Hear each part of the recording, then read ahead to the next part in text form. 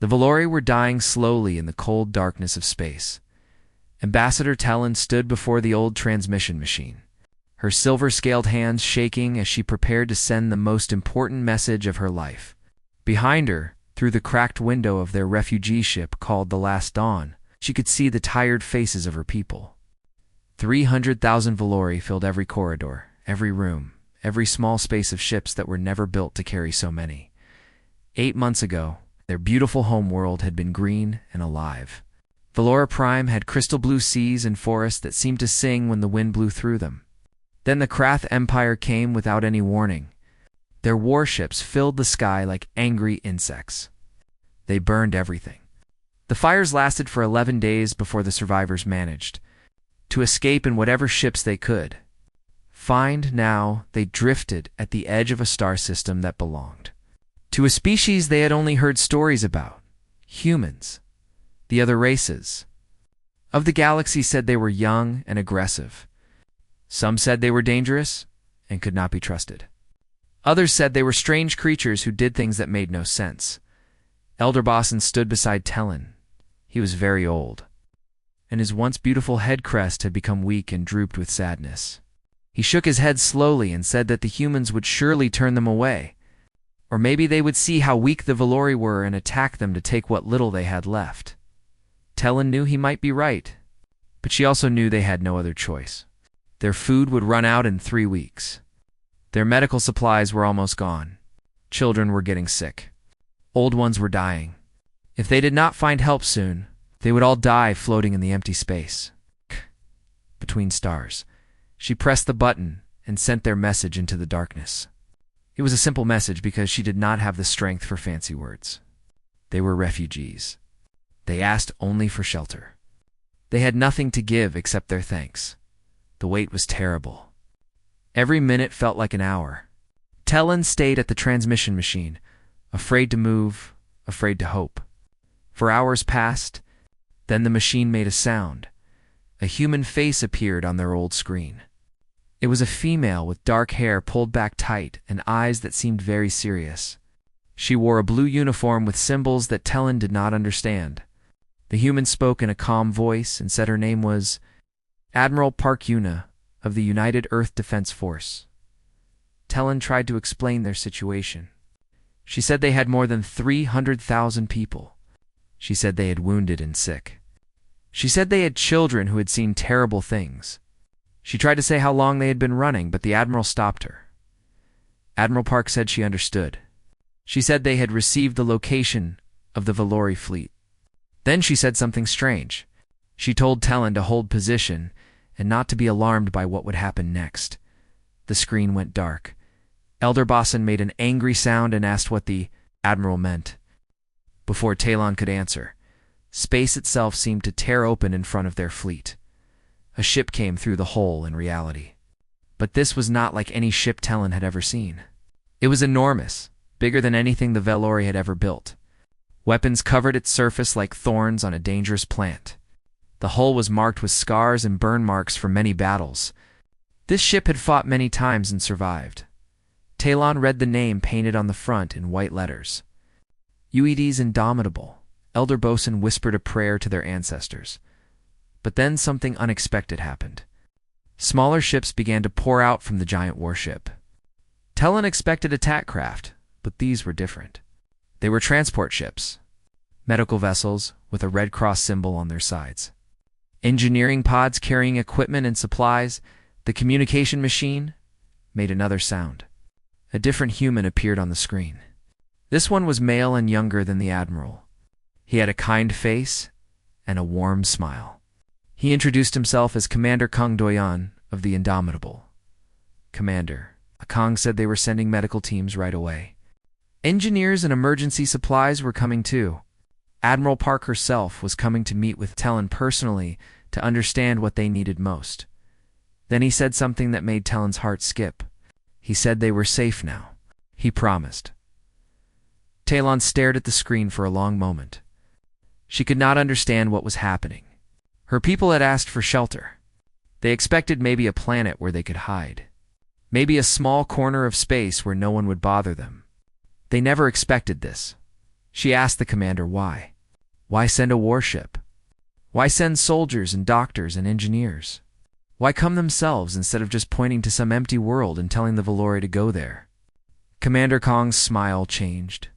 It became something harder, something that made Talon's scales feel tight on her body. He said that shelter was not just a place. It was a promise, and humans did not make promises they could not keep. Behind him, through the window of his ship's bridge, Talon could see the Indomitable's weapons coming online. Giant guns turned and aimed not at the refugee fleet, but outward, toward the stars where the craft might come from. The first human shuttle landed in their main hangar bay. 20 minutes later, a team of doctors came out carrying bags of equipment. They moved quickly and with purpose. Asking through their translation devices where the sick and wounded were, Talon watched them work. These strange creatures had come from far away. They did not know the Valori. They owed the Valori nothing. Yet here they were, treating Valori wounds, giving Valori children food and clean water, setting up machines that made medicine. Elder Bosun appeared beside her again. His voice was quiet and confused as he said that this made no sense. No species helped strangers like this. There had to be a trick. There had to be something the humans wanted. Talon watched a human nurse carefully wrap bandages around a young Valori child's burned arm. The child was crying, and the nurse made soft sounds to calm her, even though they could not understand each other's words. Maybe, Talon said quietly.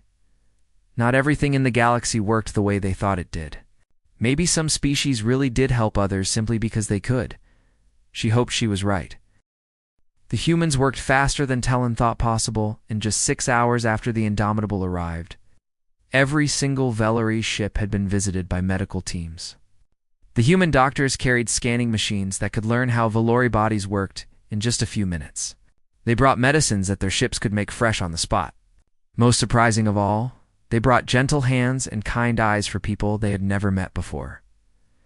Talon walked through the crowded corridors of the Last Dawn, watching the humans do their work. She stopped when she saw something that made her heart ache in a strange way. A young human medic named Corporal Shin Murray was sitting on the floor next to a small Valori child. This child had not spoken a single word since watching her parents die on Valora Prime many months ago. She just sat and stared at nothing, lost somewhere inside her own mind where the memories could not hurt her. Murray could not speak the child's language. The translation machines were still trying to learn Valori words. So instead of talking, she simply sat there. She drew little pictures on a flat screen. She made silly faces. She did not try to force the child to respond. She just stayed close, patient, and warm, asking for nothing in return. Slowly, very slowly. The child's stiff body began to relax.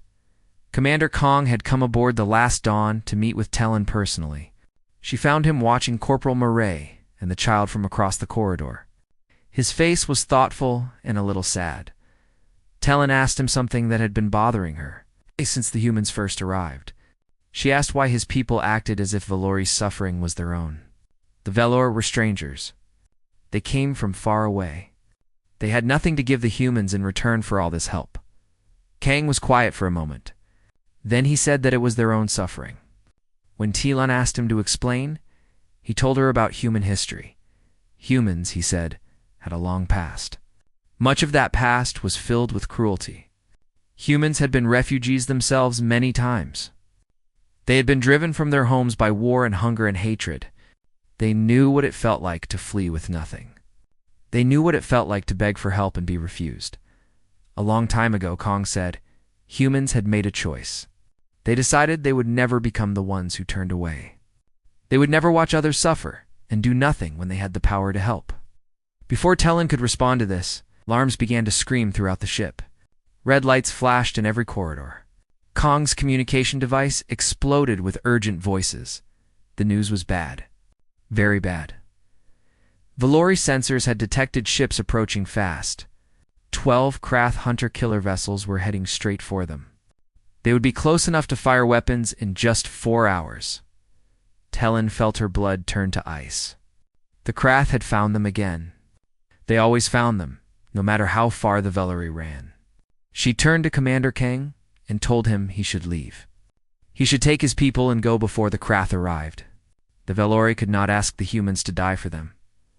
Kong's face did not change. His voice was as hard as metal when he told her to go to the observation deck. When she asked why, he simply said she should trust him. Talon went to the observation deck. Through the large windows, she watched the Indomitable move. The massive warship positioned itself between the refugee fleet and the direction the Krath were coming from. The normal white lights on its hull changed to a deep, pulsing red color. Weapon ports opened all along its body. Dozens of guns appeared, then hundreds. Then, so many that Talon could not count them. The ship looked like some ancient beast waking up and showing its teeth. Admiral. Ark's voice echoed across every communication channel. She announced herself and the name of her ship. She said the Valori people were now under human protection. Any attack on them would be treated as an act of war against Earth and all her allies. She advised the Krath to think again about what they were doing. The Krath did not think again. They came screaming out of faster than light space with all their weapons firing. Their formation was perfect. 12 ships that had destroyed countless Valori vessels before. 12 ships that Talon had believed were unbeatable. The battle lasted 11 minutes. The Indomitable moved in ways that should have been impossible for something so large. Its defensive guns created a net of fire that destroyed every missile the Krath sent. Its main weapons roared and tore through Krath shields as if they were made of paper. When 2 Krath ships tried to go around the warship to reach the refugees, the Indomitable simply accelerated faster than anything Talon had ever seen and blocked them again. When it was over, 12 Krath vessels were nothing but clouds of broken metal floating in space. The Indomitable had been hit. Talon could see damage to its hull, fires burning in some sections. But it still held its position between the refugees and the empty space where enemies might come from. Commander Kong's voice came through Talon's communication device. He sounded as calm as if he was talking about the weather. He said that Admiral Park sent her greetings. The Admiral wanted to know if Talon would like to join her for dinner on the Indomitable to discuss what would happen next. Talon realized tears were running down her face. She had not cried since leaving Valora Prime. She had told herself she needed to be strong for her people. But now, watching the battered human warship still standing guard over them, she could not stop the tears. For the first time in 8 months, she felt something she had forgotten was possible. She felt hope. The Valori had expected to be forgotten.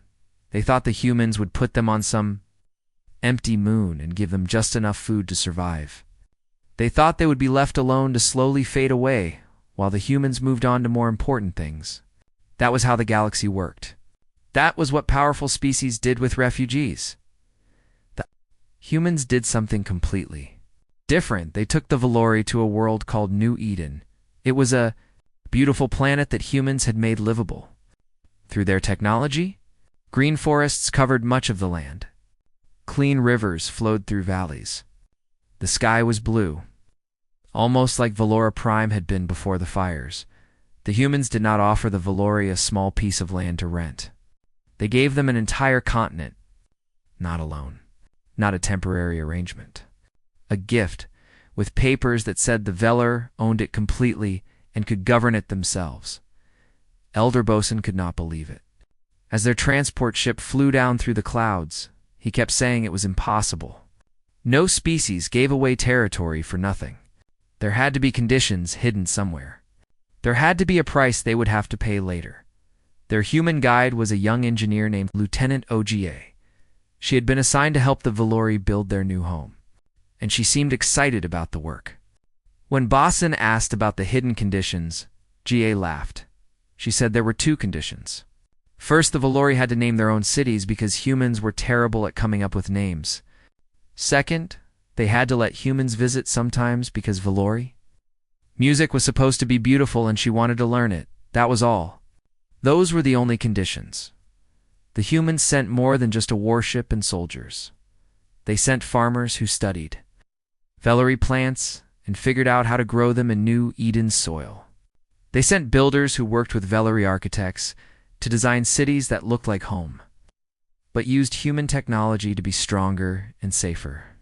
They sent teachers who learned the Vellery language so they could help refugee children learn new things, and who asked to learn Vellery knowledge in return. They sent soldiers too.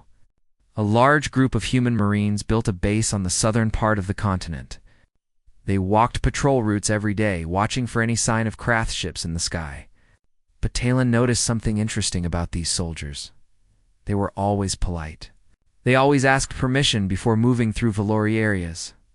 When they were not on duty, they helped with ordinary work. She saw Marines carrying building materials. She saw them playing games with Vellery children. She saw them learning Vellery songs and trying to sing along, even though their mouths could not make some of the sounds properly. One evening, Talon found Commander Kong covered in dirt, helping a group of Vellery children plant a memorial garden. This garden would honor all the people who died on Vellery Prime. Kong was kneeling in the soil, laughing as a young boy tried to show him the correct way. To arrange the ceremonial stones, Talon watched for a while before speaking. She asked Kong why the humans stayed. They had already done more than anyone could expect. They had saved the Vellery, given them a home, protected them from the Krath. They could leave now and no one would blame them. Kong stood up, brushed the dirt from his uniform.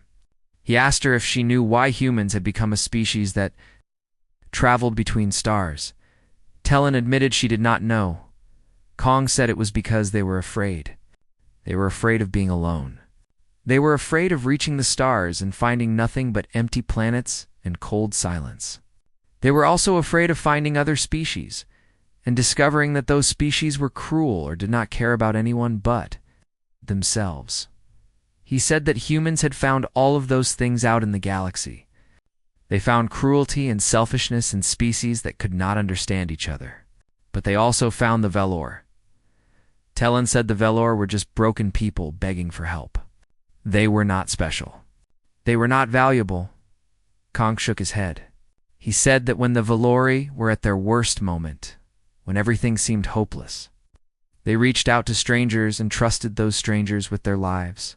That took more courage than anything his Marines had ever done in battle. The Vellery honored humans by asking for help. Giving that help was the least humans could do. A Vellery woman walked over to them. Her name was Stori, and she had become one of the leaders of the new colony. She had lost her whole family on Vellery Prime. But somehow, she had found the strength to keep going and help others. Stori was carrying a cup of something warm. She gave it to Kong and explained that the children wanted him to have it. It was called Remembrance Tea. Vellery families drank it together when they wanted to honor someone special. Sharing it with someone meant they were considered family. Kong looked at the cup for a long time. When he finally spoke, his voice sounded rough with emotion. He said thank you. He said he would keep the cup forever. The city grew day by day. Vellery crystal architecture rose alongside human metal and glass. Streets were given names in both languages.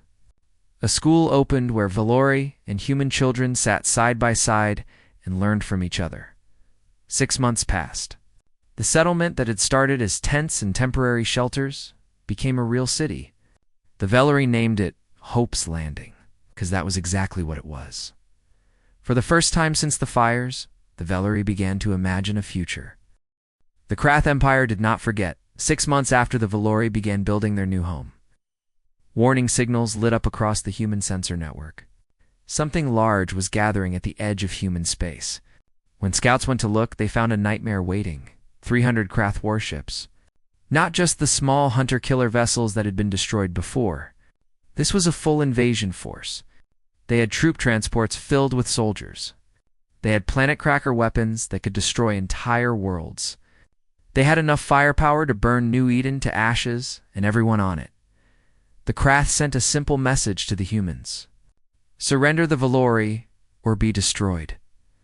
Talon received the news in her new office in Hope's Landing. The city had grown so much in 6 months. Buildings stood where there had been nothing. Gardens bloomed where refugees had once slept on the ground. Children played in streets that had Vellery names. She sat very still and felt the weight of 300,000 lives pressing down on her shoulders. She told Admiral Park that the Valori should leave. They would run again, find somewhere else to hide. They could not ask humans to die fighting for them. The Krath would destroy anyone who stood in their way. Admiral Park had come to New Eden in person for this meeting. She sat across from Talon with her serious face, showing no fear at all. She told Talon something that changed everything. The humans had known this would happen. They had planned for it. They had wanted it. Talon could not understand. Why would anyone want 300 warships coming to kill them? Park explained that the Krath had been a danger to the entire region of space for 200 years. They had destroyed 19 intelligent species completely. They had enslaved dozens more. Eventually, they would have attacked humans too. It was only a matter of time. The Valori had given humans a reason to fight the Krath now. It's on human terms, with a clear purpose. The whole galaxy was watching what would happen. How humans responded would show everyone what kind of species they truly were. The human fleet that came to New Eden was unlike anything Talon had imagined. The Indomitable was there. 47 other ships just like it dropped out of faster-than-light space around New Eden. 200 smaller support vessels came with them. And something else came too. Something so large that Talon's officers could not believe their sensors. It was a mobile battle station that the humans called a Forge class. It was like a flying city made entirely for war. Weapons covered every part of its massive body. These ships came from every part of human space. The people on them had never met a Valori in their lives. But they had seen news reports about the refugees. They had seen pictures of Valori children. They had heard about how two species were learning to build a future together. They came because their government asked them to. But they also came because they wanted to. The Krath fleet dropped out of faster-than-light space, expecting an easy fight. They expected maybe a few human ships protecting the refugees. They expected to crush the resistance quickly and then take their time destroying the planet. They found a wall of steel and fire waiting for them. The battle lasted 3 days. Talon watched from a bunker beneath Hope's Landing. Around her, Valori's civilians had refused to leave. They said this was their home now. They would not run again, no matter what happened. Through the communication screens, she watched the battle in space. She saw human ships destroyed by Krath weapons. She saw the Indomitable take a direct hit that tore away the front part of the Great Warship. She heard Admiral Park's final message. The Admiral ordered her crew to escape while she stayed at the controls. Then she aimed the burning wreck of her ship at a massive Krath command carrier and flew straight into it. The explosion destroyed both vessels. But the humans did not stop fighting. For every human ship that died, 3 Krath vessels were destroyed. Human tactics were fierce and coordinated. They moved as one giant organism, each ship knowing exactly what the others were doing. They fought like people who had something precious to protect, because they did. On the morning of the 3rd day, the Krath fleet broke apart. The surviving ships turned and ran as fast as they could, jumping into faster-than-light space and fleeing toward their empire. They left behind 231 wrecked ships drifting in the darkness. The humans had lost 40 ships. Nearly 10,000 human soldiers had died in those 3 days. Commander Kong survived the battle. He came down to Hope's Landing the day after the fighting ended. His uniform was burned in several places. His arm was wrapped in bandages. But he was alive. Talon met him at the landing area. She tried to find the right words. Nothing seemed good enough. She managed to say Admiral Park's name. Kong's voice was rough when he answered. He said the Admiral died doing exactly what she wanted to do. She died protecting people. He said she had told him once that there were worse ways to leave the universe. Talon asked him the question that had been burning in her heart. Since the first day they met, why did humans sacrifice so much for strangers? Why did they give their lives for people who had nothing to offer in return? Kong looked at her for a long moment. Then he looked past her at the city the Valori had built. He looked at the memorial garden where human names and Valori names would soon be carved side by side in stone. He said it was simple. The Valori had asked for help. The humans could provide that help. What other reason did anyone need? Above them, surviving human ships moved slowly through the sky, guarding the planet that was now stained with their blood. 5 years had passed since the Great Battle. The Valori population on New Eden had grown to more than 1 million. Refugees came from hidden places all across the galaxy when they heard the news. There was a world where their people had found more than shelter. They had found a real home. Hope's Landing was now a true city. Valori crystal towers stood next to human buildings of metal and glass. The streets had names in both languages. Markets sold food from both cultures. Children who had been born on New Eden attended schools where they learned to speak Valori and human languages equally well. These children did not think it was strange that two species lived and worked together. To them, it was simply normal. It was the only world they had ever known. Chancellor Tellin stood before a newly completed monument. She was no longer called ambassador. The Valori Free State had made her their leader, and she had accepted the responsibility with a humble heart. The monument was beautiful. It was a tall spire made of velour crystal and human steel woven together. Carved into its surface were the names of every person who died in what historians now called the Battle of New Eden. Human names and Valori names, mixed together without separation.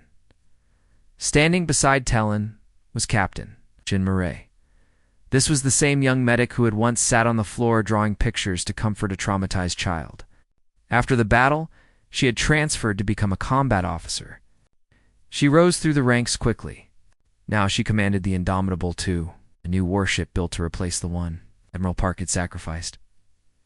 Tell looked at the monument and then at the woman standing next to her. She said she remembered when she could not understand why humans came to help. The Valori had been a dying people with nothing to give. They had begged strangers for help. Everything Tellin knew about how the galaxy worked said the humans should have turned them away. Murray smiled and said that maybe what Tellin knew was wrong. Tellin touched the cold surface of the monument.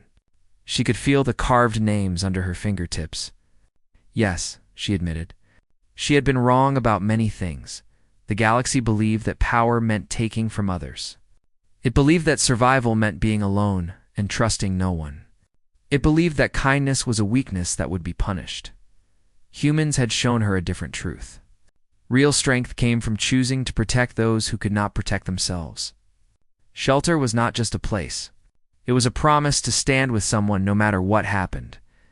A crowd was gathering for the ceremony to dedicate the monument. Humans and Valori stood together in the plaza. They wore clothes that mixed styles from both cultures. They spoke to each other in languages that borrowed words back and forth. Their children ran and played together, laughing at games that had been invented by combining traditions from both species. Talon stepped forward to speak to the crowd. Her voice was strong and carried across the open space. She said that 5 years ago, her people had sent a message into the darkness. They asked for shelter. They expected very little. Maybe a corner of space where they could hide. Maybe some basic supplies to keep them alive a little longer. Instead, the humans sent soldiers to fight for them. They sent engineers to build with them. They sent a warship to stand between them and their enemies. But the most important thing they sent was themselves. Their hopes and dreams and lives became connected to Valori. Hopes and dreams and lives. The humans taught the Valori that they were not alone in the universe. Tellin announced that the Valori Free State was formally asking to join the United Earth Alliance as partner members, not because they needed protection anymore. They had rebuilt their strength, not because they wanted something from the humans. They had already received more than they could ever repay. They wanted to join because humans had shown them what it meant to be part of something larger than themselves. They wanted to pass that gift on to other species who might be lost and afraid somewhere in the galaxy. The crowd erupted in cheers. Human voices and Valori voices mixed together in celebration. After the ceremony ended, Talon found Admiral Kong standing alone at the edge of the memorial garden. He was older now. Gray touched the hair at his temples. But his eyes were still kind, just as they had been when he first welcomed frightened refugees aboard his ship. Talon told him she had never thanked him properly for everything he had done, Kong shook his head gently. He gestured at the city around them, at the people walking through the streets, at the future that was growing stronger every day. He said the Valori had built all of this. The humans just gave them the space to do it. Talon reached out and touched his shoulder. In Valori culture, this gesture meant deep respect and affection. It was how family members honored each other. She said humans had given the Valori much more than space. They had given hope. They had taught a lesson that would last longer than both their species. Kang asked what lesson that was. Talon smiled. She said the lesson was simple. Sometimes when someone asks for help, the right answer is to show up with everything you have and say 4 words. You are safe now. Above them, the indomitable two passed slowly through the sky. Its shadow fell across the monument, across the garden, across the plaza where 2 peoples who had found each other in the darkness now stood together in the light. The story of the Valori and the humans spread across the galaxy over the following years. Other desperate species heard about what happened on New Eden. They heard about a young race that answered a call for help, not with demands or conditions, but with open hands and willing hearts. Some of them sent their own messages into the darkness, hoping that somehow, somewhere, the humans would hear, and the humans always answered, because that was the promise they had made. That was the lesson they had learned from their own painful history. That was the gift they wanted to give to a galaxy that desperately needed to believe in something better. You are not alone. You are safe now. We promise. The humans kept their promises. They always would.